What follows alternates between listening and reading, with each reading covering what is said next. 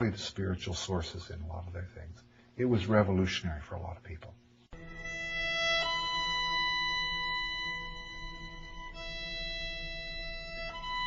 The simplest definition of meditation,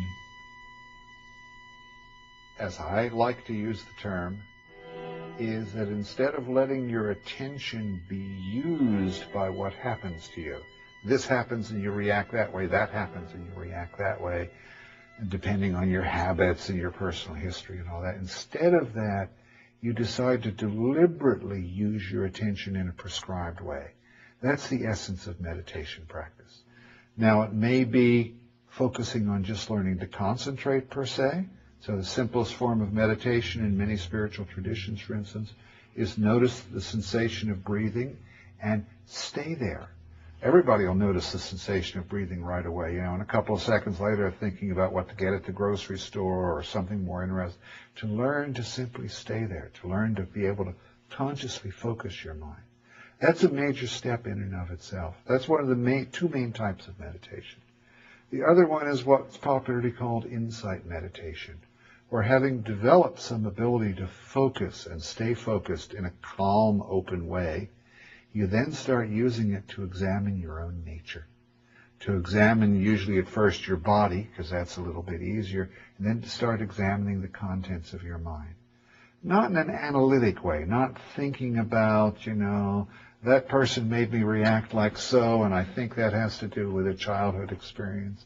That can be useful, but that's not what's usually meant by insight meditation. It's more being able to get a clearer perception of exactly what I'm feeling at a given moment. And then patterns and relationships start to emerge that begins a long-term process of psychological and spiritual growth. So that's what I generally mean by meditation. Learning first to focus, and then learning to use that focus as a kind of microscope to examine and understand yourself. A lot of people really mean prayer when they say meditation. Prayer is asking somebody or someone or something outside yourself for help, and that's a fine thing to do. But that's not the same thing as training your own mind to act in a more stable way. One of the classes I teach here at the Institute of Transpersonal Psychology is a class on mindfulness. Because it turns out that while we think we're mindful, a good deal of the time we're not paying very good attention to anything that's going on outside of us or inside of us. We don't know ourselves and we don't know our world. A lot of spiritual traditions have expressed it as we live in a world of illusion. Not that the world's not real, but that our perception of it is so screwed up that we're effectively living in illusion. Or Grof put it as human beings are asleep. They're walking around in a dream. So I teach a basic course that begins with some of the classical meditation techniques of concentrative meditation to just teach people to be able to focus their minds for longer periods. Goes on to insight meditation or vipassana, where they try to learn to observe the range of phenomena happening inside them. But I especially go into mindfulness in everyday life along the lines taught by George Grof. I try to teach them how to deliberately use their attention to take in what's happening around them while staying anchored in their body so they know what's going on inside. And it produces some very interesting results at times. Not only do people usually enjoy it because they feel that life becomes more vivid and more real, but they become more intelligent because they're in better touch with what's actually going on outside and inside. So the kind of thing you would see if you observed my mindfulness class would be exercises where I try to teach people various ways to be more mindful as part of everyday life.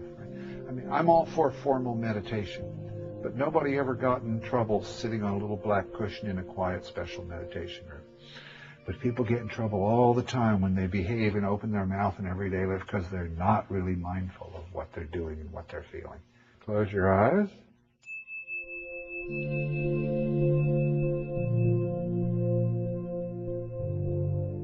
Let your attention settle down into your body. And particularly, let your attention focus on your right foot. And whatever sensation is there.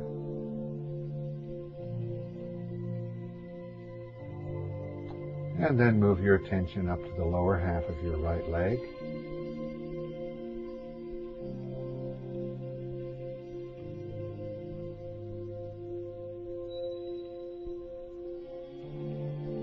and just focusing on whatever's there from moment to moment. And now shift up to the upper half of your right leg.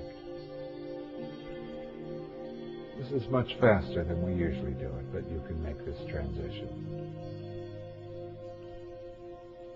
Can meditation be dangerous? Anything can be dangerous in certain circumstances. Some people shouldn't meditate. They're not stable enough to begin with. Some people shouldn't do certain kinds of meditation.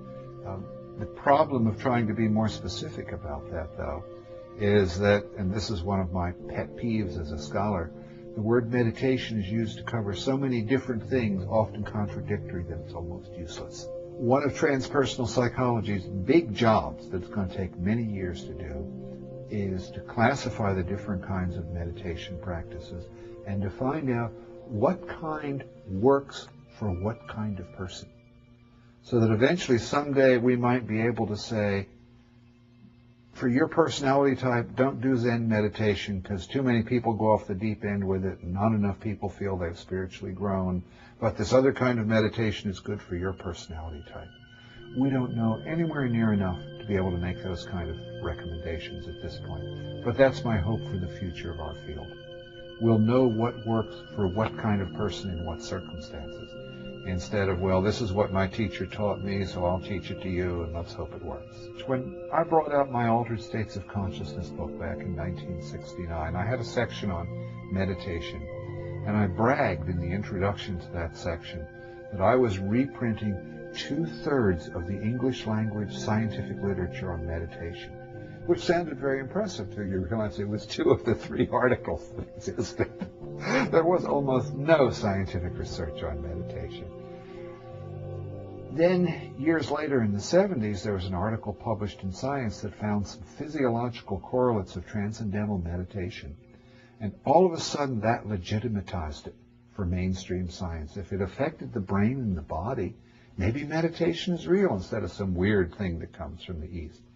So it legitimatized research, and now there's more than probably 1,400, 1,500 scientific studies on meditation published, most of which are pretty lightweight. Most of them basically take some simple form of meditation and see if it helps in coping with stress. And it does. And that's fine. You know, it helps about as much as taking a nap or doing some exercise or something like that. Sort of it breaks the worry cycle. And that's fine, and people who want some stress relief should take up some simple forms of meditation. But that's not the real purpose of meditation. The real purpose is deep spiritual growth. There's still been hardly any research on that.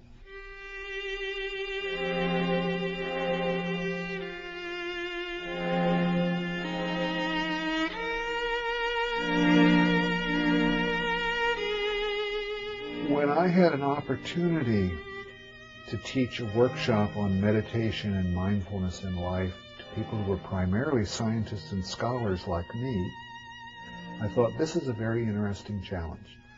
It was especially difficult for me to learn any kind of meditation that involved calming and quieting my mind or mindfulness in life. But I'd finally gotten some degree of satisfaction out of it. You know, I'm no expert at it, but it makes a major difference in my... Could I teach it to other people like me who had those words running 1,000 miles an hour in their heads? So I did it one year at this conference called Toward a Science of Consciousness that's held in Tucson every other year. And it worked well. I got these people who were by and large hyper-intellectual to sit still, to have some insights about what was happening in their own minds, to have a taste of what it was like to be more mindful in life. So I thought, gosh, it's working. And it's working with an especially difficult group, right? The last kinds of people I would think would be prime candidates for learning any kind of meditation or mindfulness skills. So I've done it at each conference since then, and it's worked each time, and I'm very satisfied with it. I've spoken at scientific meetings and popular meetings for many years about parapsychology and spiritual stuff and transpersonal psychology. And inevitably, people come up to me afterwards to ask me questions or to tell me about their experiences. And so many times over the years, someone would come up and basically they would say, I'm a physicist, or I'm a chemist or something like that. And I have never told any other person this experience before, but I had this experience of leaving my body or of mystical rapture or something like that. And they were sort of getting it off their chest for the first time. And it made me realize, scientists are people too. They have mystical and psychic and transpersonal experiences just like other people, but they're in a culture that particularly puts them down and says, oh, those are signs of pathology or your mind is weakening. They can't be like what you experienced. So there's sort of a lot of pent-up experiences out there. So my website, TASTE, the Archives of Scientists' Transcendent Experiences, is a chance for scientists to anonymously, if they wish, tell their experience and maybe get a little feedback from others, but not be known by name unless they choose to, so people can't laugh at them or say, oh, that old chemist is getting senile if he thinks he had a talk with God or something like that. And I've got close to 100 experiences there now from various scientists in quite a few fields that run the whole gamut of transpersonal, mystical, psychic kinds of experiences. Scientists are just like people. So my website, in a sense, is out to destroy the cultural stereotype that scientists have no souls. I'd like them to be able to express their souls, too.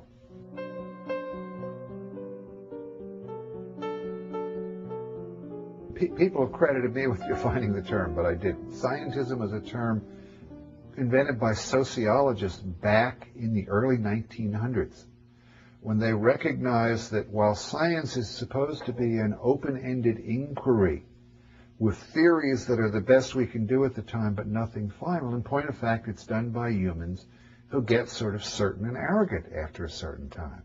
So, for instance, you should have been taught about the theory of gravity in high school physics, but nobody's taught about the theory of gravity. They're taught about the law of gravity. Do you ever wonder how that capital L law gets in there? It's not saying anything about the outside world. It's saying something about we get so sure about something that we're no longer open to questioning it. We think it's a law, an eternal principle. Well, at every stage of science, a lot of the scientists involved in it get ossified, get rigid in thinking we've discovered everything that's important, we know how things are. And that's scientism. We put the ism in there in a sort of negative way to indicate it's like a fundamentalist religion or something like that. Instead of a set of theories, it's now we understand. Well, scientism is totally involved with the materialistic philosophy, and so it totally rules out the entire spiritual nature of human beings. If you have a spiritual experience and you go to a follower of scientism, who probably would never identify herself or himself as a follower of scientism, but as a scientist, because that's a higher prestige category, they would basically tell you, there was something wrong with you if you had a spiritual experience. That damages human beings. I don't know how many people I've met over the years who had some powerful psychic or spiritual experience, and they expressed it to a doctor or a scientist or something like that, and they were put down for it. They were told, they were probably mentally ill, and that didn't help them benefit from that experience, learn how to integrate it or grow from it. And it just made them feel bad about themselves. So scientism has real pernicious effects on people. It says, you're a meat brain. And as a psychologist, I think repressing a transpersonal or spiritual experience is just as unhealthy for you as repressing a negative experience. In fact, one of my recent graduate students, he's a PhD now, did his dissertation on what Jungians long ago called the bright shadow. We ordinarily think of the shadow as all these negative, nasty parts of us that we disown and repress and all that. Well, it turns out some kids have full-blown mystical experiences, and they don't know what to do with it. They can't talk to their parents or people in their church and all that, and they repress this part of themselves. And it costs them in later life that they've repressed an important part of their spirit. I'd like to lift some of that repression. I developed an experiential exercise years ago to try to bring home to people how thoroughly we're all indoctrinated in science. Focus your mind. That's a major step in and of itself. That's one of the two main types of meditation. The other one is what's popularly called insight meditation, where having developed some ability to focus and stay focused in a calm, open way, you then start using it to examine your own nature. To examine usually at first your body, because that's a little bit easier, and then to start examining the contents of your mind. Not in an analytic way, not thinking about, that person made me react like so, and I think that has to do with a childhood experience. That can be useful, but that's not what's usually meant by insight meditation. It's more being able to get and be used by what happens to you.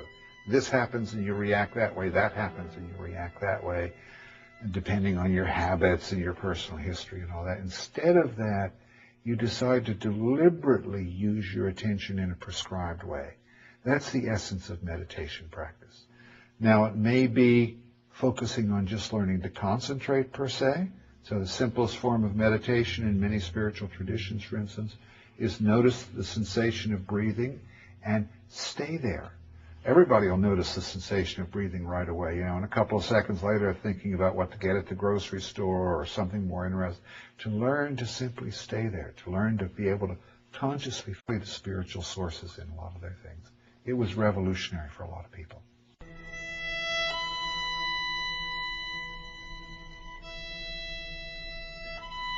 The simplest definition of meditation, as I like to use the term, is that instead of letting your attention